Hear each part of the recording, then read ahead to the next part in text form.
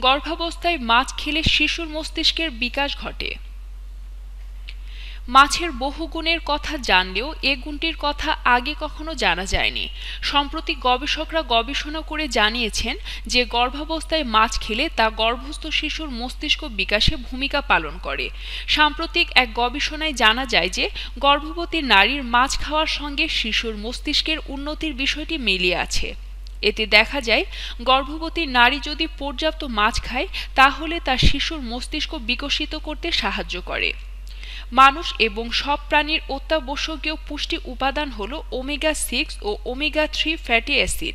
গবেষকদের মতে মাছে এ উপাদানগুলো বেশি মাত্রায় থাকায় তা শিশুর মস্তিষ্ক বিকাশে গুরুত্বপূর্ণ ভূমিকা পালন করে থাকে।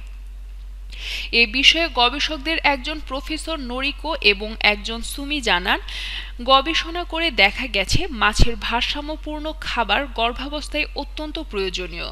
মাছ যদি নিয়মিত খাওয়া হয় তাহলে শিশুর মস্তিষ্ক গঠন ভালো হয়। তারা একটি ইঁদুরের উপর গবেষণা চালায়। ইঁদুরকে গর্ভাবস্থায় ওমেগা-6 ও ওমেগা-3 যুক্ত খাবার কম খাওয়ানো হয়। ফলে দেখা যায় তাতে মস্তিষ্কের আকার ছোট হয় এবং অস্বাভাবিক আচরণ লক্ষ্য করে। তবে মাছ স্বাভাবিকভাবে খাওয়ানো হলে তাতে মস্তিষ্ক দ্রুত বিকশিত হয়। এই গবেষণাটিকে গুরুত্বপূর্ণ বলে মত দিয়েছে গবেষকরা। অনেক দেশেই বর্তমানে মাছ খাওয়ার পরিমাণটা কমে গেছে। মাছের বদলে বিভিন্ন ভোজ্য তেল খাওয়ার পরিমাণ বাড়ছে। এতে ওমেগা-3 ও ওমেগা-6 এর ঘাটতি দেখা দিয়েছে।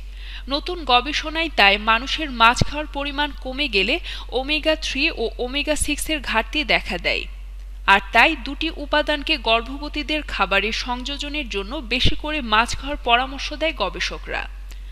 আজকের